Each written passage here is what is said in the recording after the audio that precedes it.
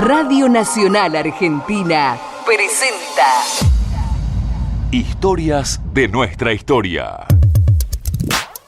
Para entender lo que nos pasó y comprender lo que nos pasa. Para conocer nuestra herencia en común. Historias de nuestra historia. Con Felipe Piña. Historias de nuestra historia. Hola, buenas tardes, ¿cómo les va? Acá estamos nuevamente en Historia de nuestra historia. ¿Qué tal, Roberto? Pero, fantástico. Bueno, me alegro. Sí, una voz de primera ahora. Sí. Aquí estamos alegrándoles la tarde, sí. Como acostumbramos. Sí. Pero bueno, hoy un tema que creemos interesante, que es la saga de la familia Lugones. Uh-huh. Sí. Una historia que de alguna manera representa una tragedia argentina y que recorre la historia, uno podría decir, de fin del siglo XIX hasta la década del 70. Uh-huh. Los tres exponentes más conocidos de la familia, Leopoldo, Polito uh-huh. y Pirí, Susana, ¿no? Susana Lugones. Uh-huh. Cada uno con sus particularidades, hablaremos de ellos. Y de esta saga de un hombre que comienza en el anarquismo, continúa en el socialismo y se va corriendo a la derecha hasta llegar a ser un profascista. Uh-huh. Y el hijo, torturador, uh-huh. y la nieta de Lugones, la hija del torturador y la nieta del poeta, como decía ella, Pirí, militante montonera, entre otras tantas cosas, una mujer muy vinculada a la cultura. Ya iremos viendo quién era Susana Lugones. Uh-huh. Comencemos con este personaje tan interesante que es Leopoldo Lugones, nacido el 13 de junio de 1874.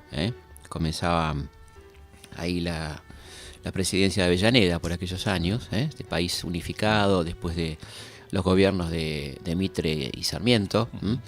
Nace en Villa María del Río Seco, la provincia de Córdoba.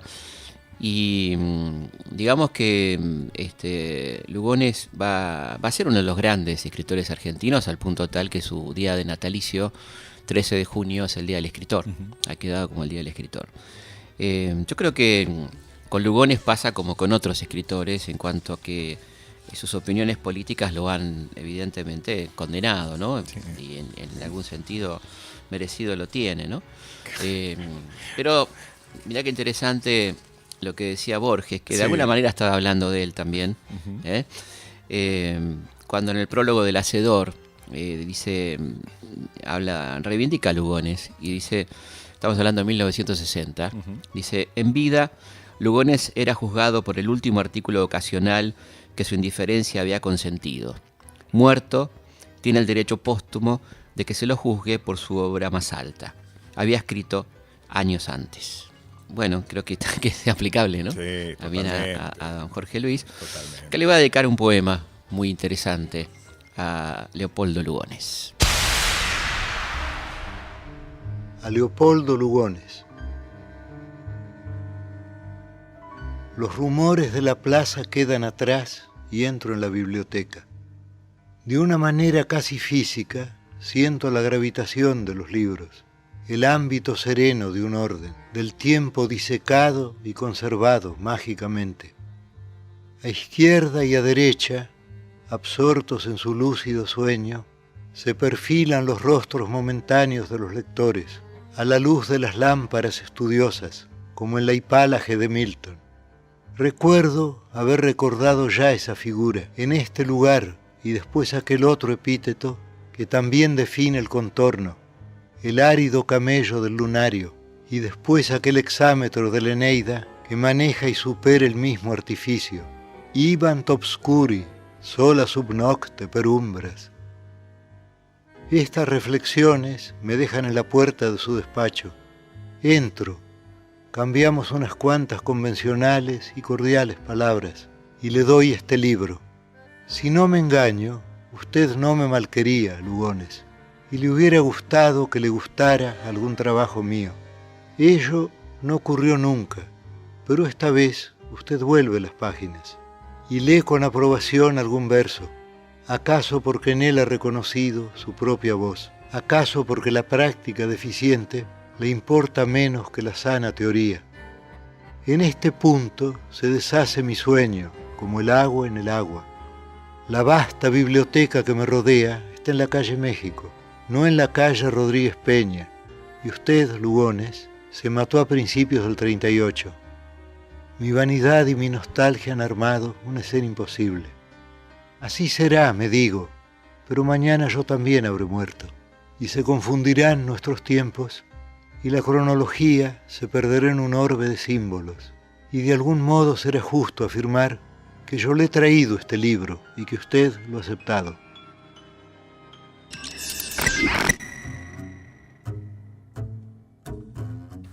Bueno, un personaje que va tomando mucha presencia.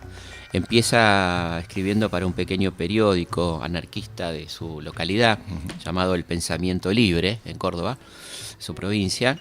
Le viene a Buenos Aires y encuentra en 1896 ese clima que está preparando el surgimiento del anarquismo, ¿no? Se está preparando el lanzamiento de La Protesta Humana, claro. Un gran periódico anarquista. Y él, bueno, de alguna manera toma contacto con esos círculos, termina luego escribiendo en La Vanguardia, el diario socialista, sí. Pero en esos límites no muy precisos que había entre cierto liberalismo y cierto socialismo, se va corriendo un poco a la derecha y termina escribiendo muy joven, a los 22 años, en las páginas de la Tribuna de Doctrina, La Nación, donde va a ser muy bien recibido. Son años, estamos hablando del principio de siglo, donde la Argentina tenía una vida cultural impresionante, la revista Caras y Caretas, el diario de la Prensa, la Nación particularmente, que había tenido columnistas de la talla de Martí, por ejemplo, ¿no? Claro. Corresponsal en los Estados Unidos. Como lo tendría Darío después, ¿no? Rubén Darío, ¿no? Sí, todos estos personajes impresionantes. Bueno, Darío es una persona muy influyente en Lugones, con quien tiene una linda relación, ¿no?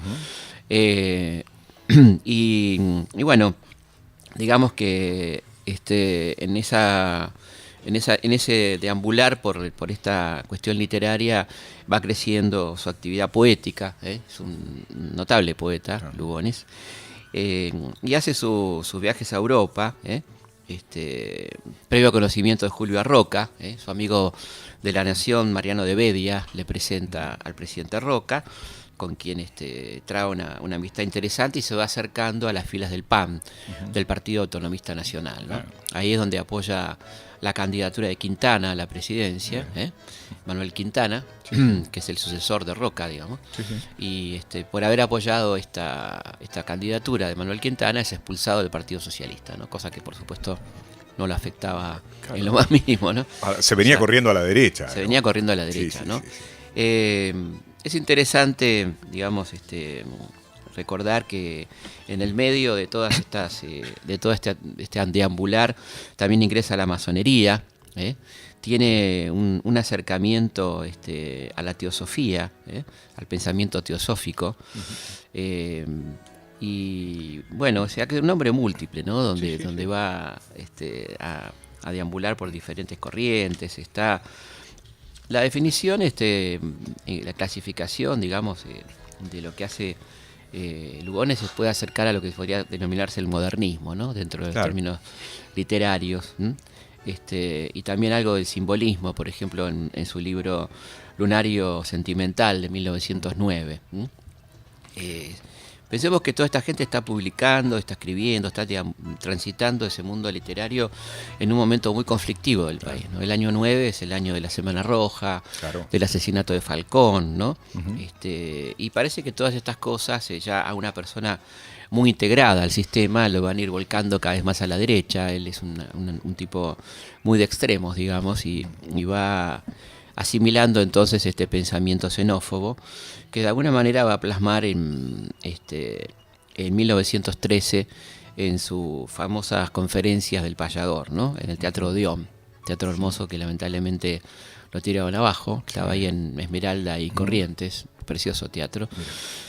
En esas conferencias que van a ser muy célebres y a la que va a estar invitada el TUT Buenos Aires, como se decía, o sea, lo más top de Buenos Aires, entre ellos el presidente Roque Sáenz Peña.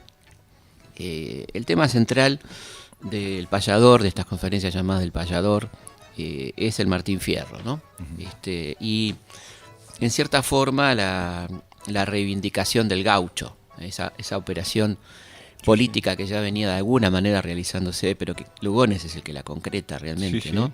Después del centenario, frente a lo que Cambaceres dio en llamar los malones rojos, ¿no? La invasión roja, la llegada de anarquistas, socialistas y demás, había que, de alguna manera, armar una nueva, nuevo panteón, con nuevos héroes. Sí, la palabra héroe la digo porque él la pone mucho en esas conferencias, ¿no? El gaucho como héroe, ¿no? Sí. Fierro como un héroe, ¿no? Pasteurizado un poco, porque digamos en su momento a ese gaucho concreto, real, muchos afectos no le recordemos la primera edición de Fierro, digamos, que duramente recibida por la prensa, por la crítica.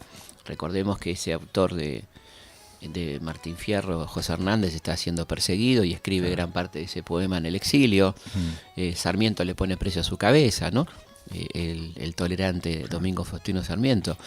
De manera tal que esta reivindicación tardía, ya conocida la segunda parte del Martín Fierro, la vuelta, que es evidentemente la integración del gaucho al mundo capitalista, a la estancia, ¿no? Ya de gaucho rebelde, trashumante, que puede estar solo, en contra de la ley, irse a la toldería, ¿no es cierto? Considerar que los salvajes son más civilizados que los civilizados, como ocurre en la primera parte, la ida, podemos decir.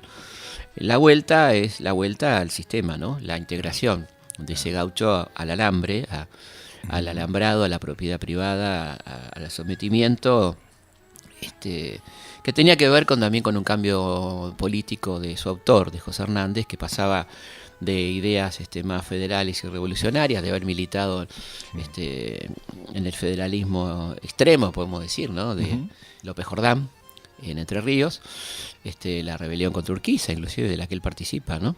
Parece un paralelo con Lugones. O sea, porque Lugones también partía de una posición crítica, ¿no?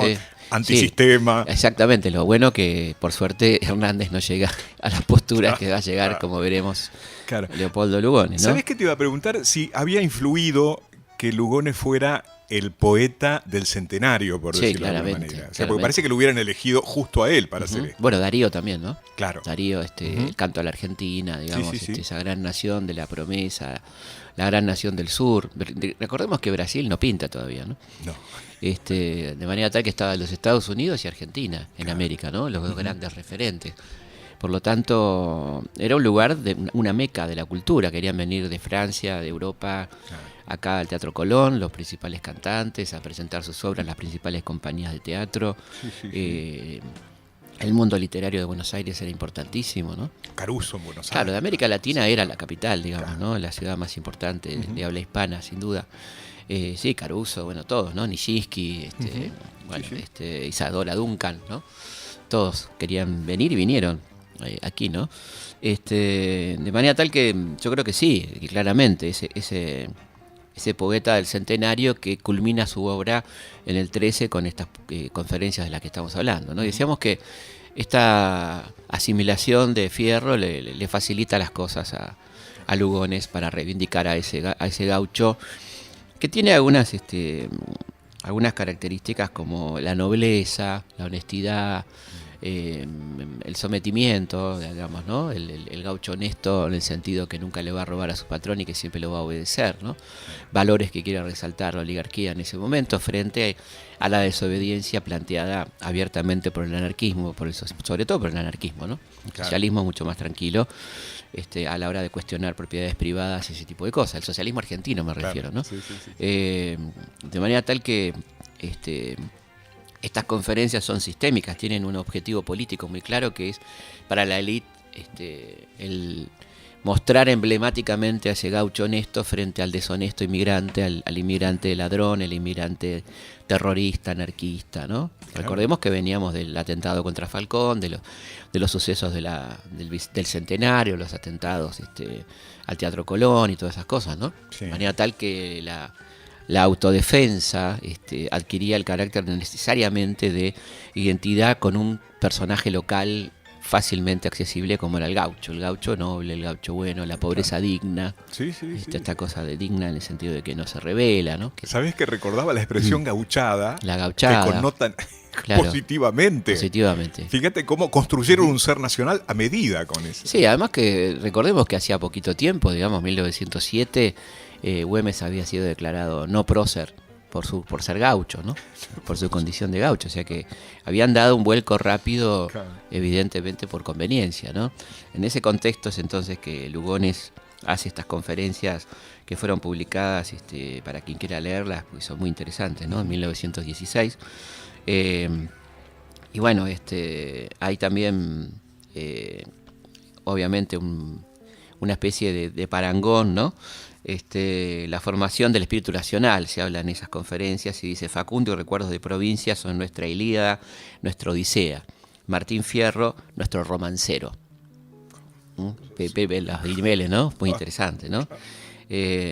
Uno no encuentra mucha similitud, digamos, entre, siendo la verdad, sin ninguna maldad, lo digo, ¿no? No, entre recuerdo de provincia y la Ilíada, ¿no? No. Yo creo que No, a nadie se le hubiera ocurrido poner algo así como Aquiles Botón. Digamos. Sí, la verdad que, no sé, yo qué sé, Facundo en todo caso sería Odiseo, ¿no? Sí, pero claro, muy complicada. Sí.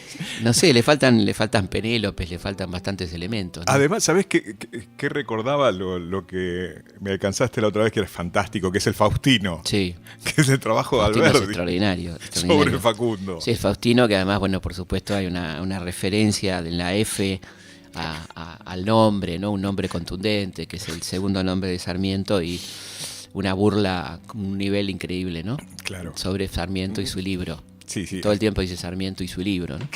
Porque efectivamente es el libro, ¿no? Claro. El libro, un gran libro. Acá hemos elogiado mucho en sus formas, no tanto en sus contenidos. Un libro que todos deberían leer, sin duda, ¿no? Sí, pero de ahí a compararlo con la Odisea, no por falta de calidad, digamos, pero no tiene nada que ver, me parece, ¿no? Pero ¿cómo se construye el Olimpo, entonces? Sí, digamos, bueno, acá está el Olimpo, ¿no? Porque fíjate que la referencia es olímpica, es una referencia claramente olímpica, ¿no? Quizá lo que él quiere decir, y seguramente, ¿no? Es libros fundacionales, digamos, pero el romancero evidentemente lo baja, ¿no? Sí. Lo baja de nivel, es decir, está los dos libros básicos que son estos dos, ¿no? Recuerdos de provincia y Facundo, y por otro lado el romancero, ¿no? Así sería un poco la cosa, según este muchacho, Leopoldo Lugones. Él va a ser designado en 1915 director de la Biblioteca Nacional de Maestros, y es interesante porque estamos hablando de los últimos tiempos del gobierno de Victorino de la Plaza, o sea que el tipo va a atravesar, hasta su muerte va a ser el director, ¿no? O sea que nadie lo va a mover de ese cargo hasta su muerte, ¿no?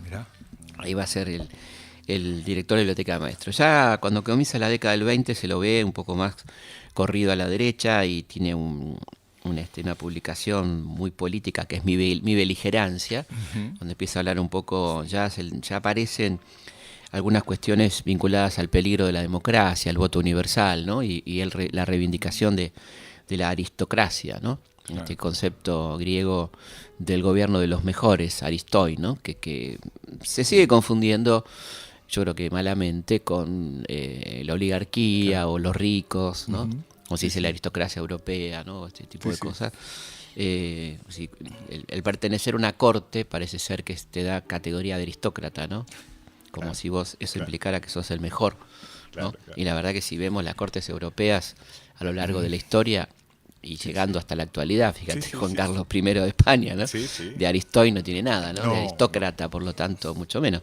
Pero bueno, él reivindica esta aristocracia y, bueno, lo va a hacer muy puntualmente en algo que quedará para la historia, que lo condenará históricamente, que es cuando acompaña al presidente Alvear al festejo del centenario de la batalla de Ayacucho, y dice, ahí dice claramente: ha llegado la hora de la espada, ¿no? Es decir, dice que hay una sola aristocracia permanente en nuestra historia, que las demás fueron cambiando, que es el ejército, que ha hecho nuestra patria, que por lo tanto es el que está en condiciones de reorganizar el país, ¿no? De dar una vuelta de tuerca en lo que tiene que ver con nuestro país. Bueno, qué lástima, ¿no? Se perdió la democracia, Lugones. Sí. Porque todo ese esfuerzo que se hizo para toda esa cosa de el Lugones que vos contabas hoy, el Lugones joven, que trataba de que la gente participara, cuando la gente participa de verdad. Totalmente. Se me da vuelta. Durante la presidencia de Alvear se produce un hecho importante. Él había tenido un hijo, Leopoldo Lugones hijo, un personaje extraño que con problemas ya de infancia, cuentan sus biógrafos que violaba las gallinas. Lo digo esto no porque va a tener que ver con lo que viene después, ¿no? Sí. No porque nos metamos en la intimidad del personaje, sino porque hay una perversión infantil que va a trasladar luego, ya más grandecito, cuando su padre le consiga que Alvear lo nombre director de un reformatorio de menores en Olivares. Y ahí también ya no va a violar gallinas, sino que va a violar jovencitos, ¿no? Internos, con lo cual se le va a procesar. Y cuentan sus biógrafos, Marta Merkin, por ejemplo, que lo va a ver a Irigoyen y de rodillas le pide que por favor no lo procese. Bueno, y Irigoyen lamentablemente concede esto. Y este personaje Lugones va a seguir su carrera lamentablemente, ¿no? De la que vamos a hablar enseguida, después de la pausa. Acercando la historia a nuestra gente. Historias de nuestra historia. Bueno, seguimos hablando de la familia Lugones. Se nos va a acabar el tiempo seguramente. Vamos a escuchar, estábamos hablando de Polito Lugones. Algunos decían rapidito, el hijo del poeta, ¿no? Que sonaba a otra cosa, ¿no? Claro. ¿Por qué? Bueno, porque cuando, increíblemente, ¿no? Después de haber sido perdonado por Irigoyen, su padre es muy ingrato también con Irigoyen, porque es el hombre que redacta la proclama del 6 de septiembre de 1930. Estamos hablando de Leopoldo Lugones, una proclama que no tiene nada de poesía, una proclama que habla de fusilamientos, de fin de una cosa tremenda, ¿no? Ni de aristocracia. No, la aristocracia había quedado a un lado, ¿no? Porque la verdad que Uriburu de aristócrata, en el sentido que le venimos dando, ¿no? El griego, de gobierno de los mejores. Porque Lugones podía haber sido un aristócrata de la literatura. De la literatura, sí, pero lamentablemente eligió este camino. Decíamos que, como cuentan en sus biógrafos, se arrodilló frente a Irigoyen para que no exoneraran a su hijo y no lo encarcelaran, y Irigoyen, cometiendo un gravísimo error, lo perdona. Y cuando viene el golpe, Lugones le paga escribiendo la proclama para derrocarlo, conspirando muy tempranamente, desde el momento que dice ese famoso discurso de la hora de la espada. Y consigue que además Uriburu nombre a su hijo, no siendo policía, lo nombre en la sección orden social de la Policía Federal, que va a hacerse famosa por las torturas. Vamos a escuchar primero qué decían los policías. Nos cuenta esto Osvaldo Bayer. ¿Qué decían los policías sobre Polito Lugones? Los policías con los cuales hablé de aquella época se distanciaban, como diciendo en el fondo no era un policía, era un tipo traído desde afuera. También es interesante recordar que Lugones era un sádico, ¿no? Como dijimos, un tipo en cuyo prontuario se habla de pederasta, de sádico, así lo definen, y este tipo es el que es nombrado al frente de orden social. Que tenía que haber sido echado. Claro, absolutamente, y sin embargo ahí lo tenemos, ¿no? Es interesante recordar lo que decía Palacios, ¿no? Cuando pide un informe por las torturas que se están aplicando en la penitenciaría de Las Heras. Él atendía permanentemente, ¿no? a los familiares de los presos que denunciaban las torturas con picana eléctrica, con todos los métodos, una especie de huerta a la Inquisición, ¿no es cierto?, de parte de este personaje tan horrendo. Decía Palacios: los presos de Villa Devoto denuncian únicamente casos graves de torturas. Esos presos en presencia de 2 diputados de la Nación, de 4 abogados y de las autoridades de la cárcel, han denunciado que en la sección especial se les ha quemado los dedos, se les ha apretado los dedos con prensas, se les ha colocado cigarrillos encendidos en las narices, se les ha golpeado ferozmente la cabeza con un ejemplar del Capital de Carlos Marx, una gruesa edición de Espasa Calpe. Se les ha obligado a tragar panfletos editados por entidades comunistas. Yo, que he oído esas denuncias, no puedo dejar de traerlas al seno de la Cámara. Bueno, digamos que la obediencia debida ya estaba funcionando, por supuesto, y se le preguntó, ¿no?, al general Uriburu sobre los torturadores, y esto decía el general. La consumación de estos hechos que denuncian han ocurrido durante mi ausencia en Salta. Yo no conozco nada en detalle y solo me atendré a lo que la justicia investigue y establezca. Pero le digo sinceramente que el primer sorprendido he sido yo, y que lo primero que hice al regresar de mi viaje fue llamar al fiscal y decirle: usted acuse, caiga quien caiga, acuse. Tengo una gran serenidad de conciencia frente a todos estos acontecimientos y la legítima satisfacción de saber que, lógicamente, no es posible que se me atribuyan responsabilidades de esta naturaleza. Mirá vos, termina diciendo el general: la cosa más dura y más desagradable que haya en un gobierno de fuerza es mantener el orden. La mano tiene que ser de hierro y tiene que apretar sin vacilaciones y sin desfallecimientos.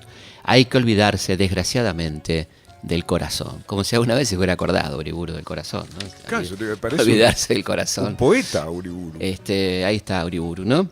¿Qué va a ser? Hay algunos lugares todavía donde cuarteles que se llaman Uriburu en el país. ¿Ah, sí? Sí, todavía hay. Así que hay. El otro día me contaban, estuve en el Museo del Ejército muy bien atendido, con gente muy piola. La verdad que da gusto ver el cambio que se ha operado, ¿no? Y me contaba un coronel muy patriota, muy nacional y popular, que todavía hay algunas guarniciones que tienen el nombre de Uriburu.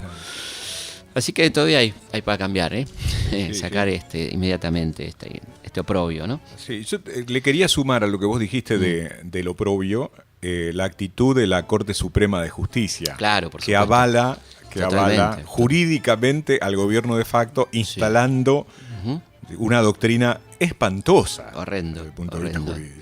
Horrendo. A todo esto, para ir avanzando un poco, pues se nos va a acabar el programa sin hablar de Pirí. Digamos que Leopoldo seguía escribiendo, hizo obras realmente interesantísimas como El Imperio Jesuítico, La Guerra Gaucha. Una curiosidad interesante, y es que para escribir El Imperio Jesuítico, Leopoldo lleva a un amigo para que haga de fotógrafo cuando va a las ruinas de San Ignacio, y ese muchacho era ni más ni menos que Horacio Quiroga, que se va a querenciar con ese paisaje, va a terminar viviendo ahí, como todos sabemos, ¿no? Bueno, La Guerra Gaucha es un gran libro que luego será llevado al cine, ¿no es cierto? Claro, una de las mejores películas de la historia del cine. Totalmente, en 1942, la primera película de la AAA, la buena AAA, ¿no? Artistas argentinos asociados. Claro, Ángel Magaña, estaban varios, ¿no? Sí. El guión adaptado. Bueno, Mansi, ¿no? Estaba claro, también. Ulises Petit de Muray y Mansi son los guionistas que adaptan, que hacen esa película maravillosa, ¿no?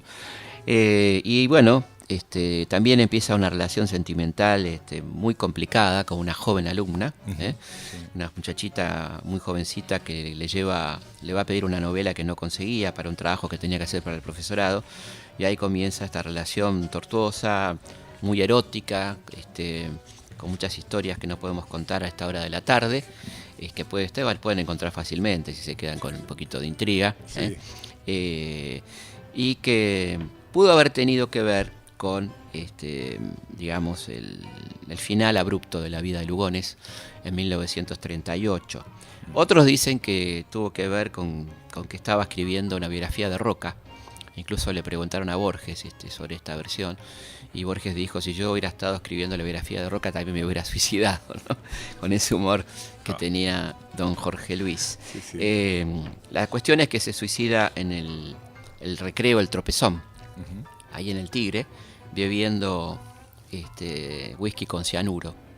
Fíjate qué interesante, ¿no? El padre Leonardo Castellani, que era un fascista tremendo, amigo, uno de los que propició el sacar las letras lunfardas de los tangos, un cura recontrafacho, fíjate qué amigos que tenía Lugones. Dice que lamentaba que Lugones se haya suicidado como una sirvienta, bebiendo whisky con veneno, ¿no? Teniendo a mano su querida arma, a la que llamaba la nena. ¿Por qué no se pega un tiro?, decía Castellani. Ahora uno supone que la iglesia está en contra del suicidio, ¿no? Sí, no sé, sí, creo que era así. Supones bien. Nos vamos sorprendiendo a cada rato, ¿no? Claro. Bueno, queda su hijo Polo, que además tenía una hija, que era Susana, Susana Lugones, conocida como Pirí. Una chica que tenía un problema en una pierna, que caminaba con ciertos defectos. Y ella decía, por una tipa divina, llena de humor, ¿no?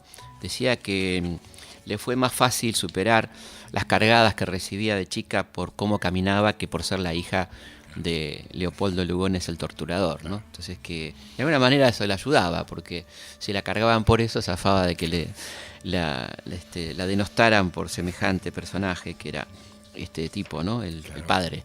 Ella odiaba completamente a su padre, tenía una relación horrenda con él.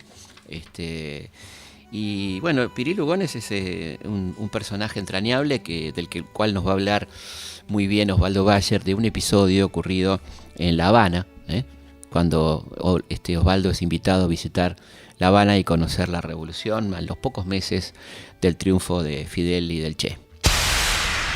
Pirí Lugones era en ese momento la compañera de Rodolfo Walsh. Y los dos vivían en La Habana. Bueno, y como yo lo fui a visitar a Rodolfo y nos pusimos a conversar, y de pronto entra Pirí Lugones, que yo no la conocía, y se me presentó, dice, ¿no me conocés? Le digo, no. Me dice, yo soy la Pirí Lugones, la hija del torturador Lugones, porque ella era la hija del comisario Lugones, que inventó la picana eléctrica. Sí.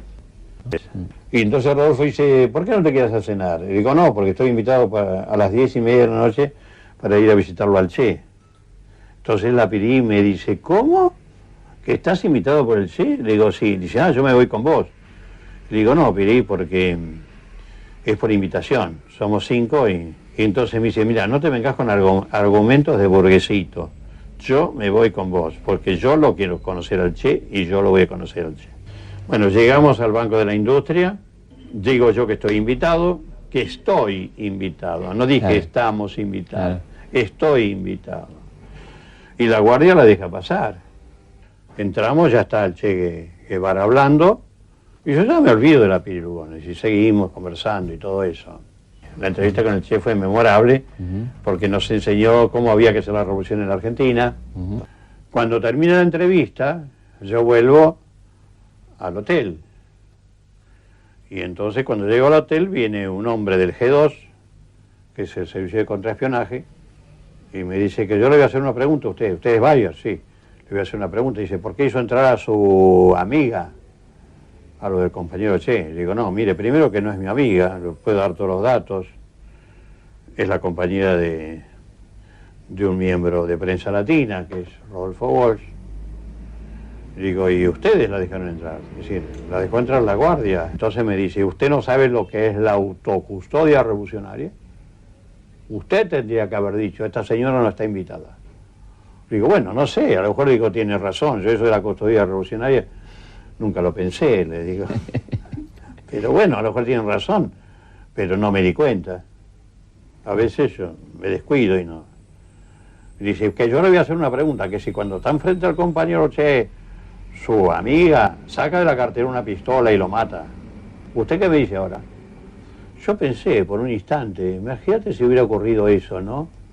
Pirí Lugones, la hija del torturador Lugones, que la dejó entrar Osvaldo Bayer. Yo hubiera salido en todos los aniversarios de la muerte del Che Grande, el verdadero autor. Sí, instigador.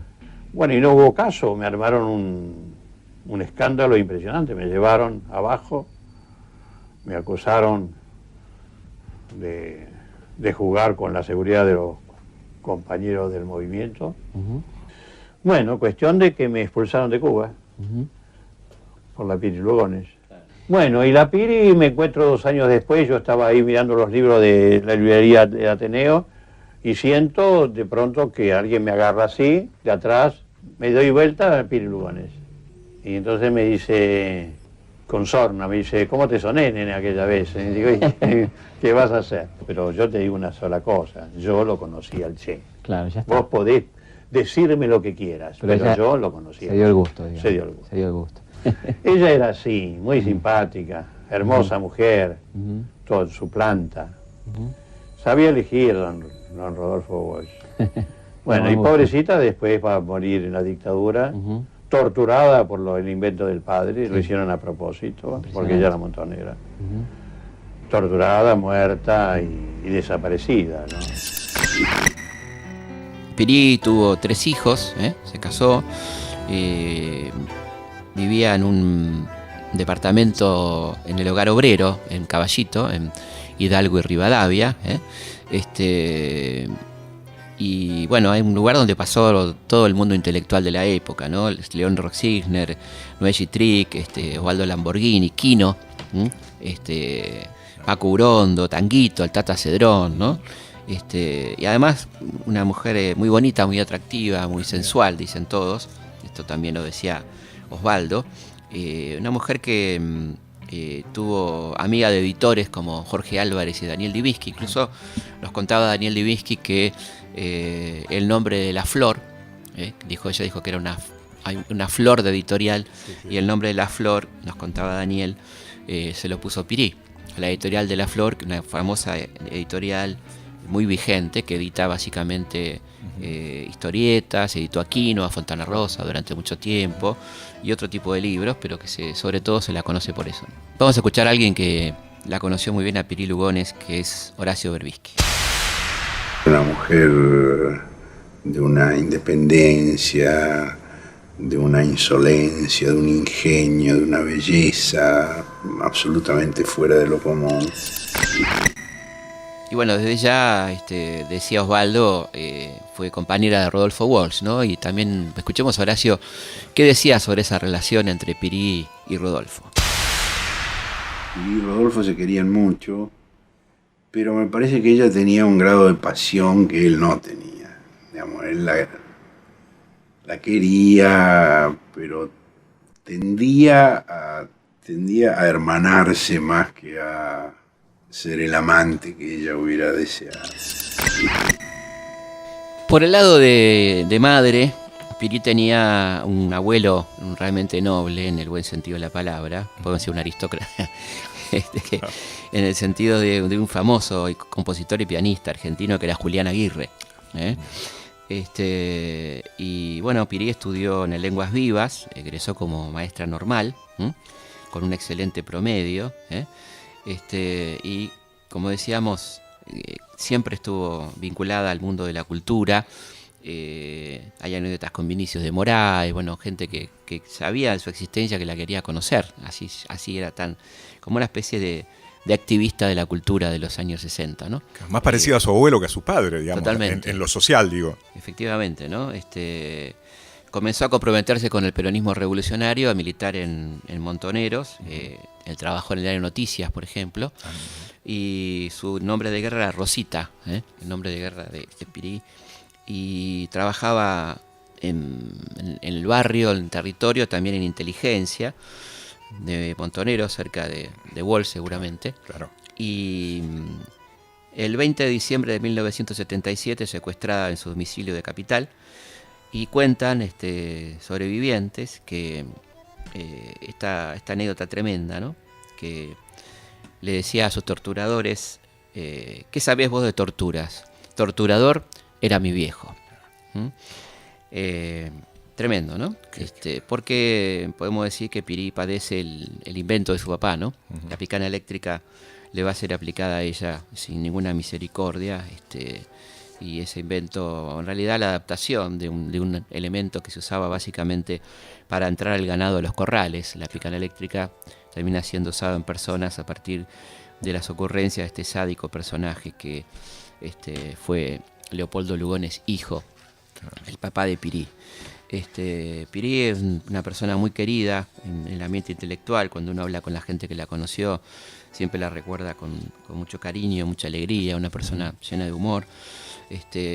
Que además hay un dato interesante que no podemos pasar por alto, ¿no? Militantes montoneros de ese nivel de compromiso tenían siempre consigo las pastillas de cianuro, y Pirí se negó a usarla, ¿no? Rompiendo la tradición familiar de alguna manera. Podía haber seguido ese camino del suicidio, cosa que no hace. Y muere secuestrada y es una desaparecida más, digamos, ¿no? Sí cae en la tradición familiar Alejandro, uno de sus hijos, que se suicida en el Tigre, con lo cual hay otro elemento trágico también ahí dentro de esta familia tan particular. Bueno, hemos recorrido la historia de la familia Lugones.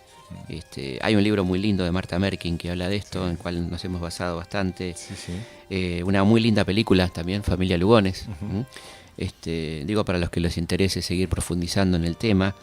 Y también hay un último libro publicado en 2013 por Tabita Peralta Lugones, que es la hija de Pirí. Se llama Retrato de Familia. Muy interesante porque tiene la impronta de la construcción familiar, ¿no? Es decir, del dato de familia, de cómo lo vivió ella, ¿no? Claro. Siendo la hija de Pirí, la nieta del torturador y la bisnieta del poeta, ¿no? Todo ese peso de esta familia. Es interesante porque se suelen hacer biografías de Lugones para nosotros muy incompletas. No se puede ya a esta altura del partido hablar de Lugones sin hablar de Pirí, sin hablar de Polito, ¿no? Claro. Creo que uno, sin responsabilizar absolutamente o totalmente a Leopoldo, sí, en una parte, ¿no? Porque en definitiva el hijo adopta las posiciones políticas de su padre también en este caso. Pero digo que cuando uno habla de Lugones ya tiene que hablar de los Lugones, ¿no? Me parece. Si no, estamos hablando incompletamente de una obra literaria, como si esto pudiera ser algo aséptico, ¿no? Claro. Separado del contexto en que se desarrolló. Ahora, ¿cómo marcó al resto de su familia? Porque vos fíjate que su nieta termina adoptando una postura que se parecía a la de él en su juventud. Exactamente, sí. Sí, y además, bueno, una especie de aversión, ¿no? Yo creo que si tenía alguna duda Pirí de por qué camino agarrar, mirando lo que había hecho su padre y su abuelo en sus últimos años, no tenía alternativa seguramente, ¿no? Bueno, nos volvemos a encontrar el próximo domingo a las 2 de la tarde en Historias de Nuestra Historia. Hasta la próxima. Historias de Nuestra Historia. Conducción, Felipe Piña. Co-conducción, Roberto Martínez. Producción, Martín Piña. Archivo, Mariano Faim. Locución, Fabián Montana. Edición, Martín Mesuti.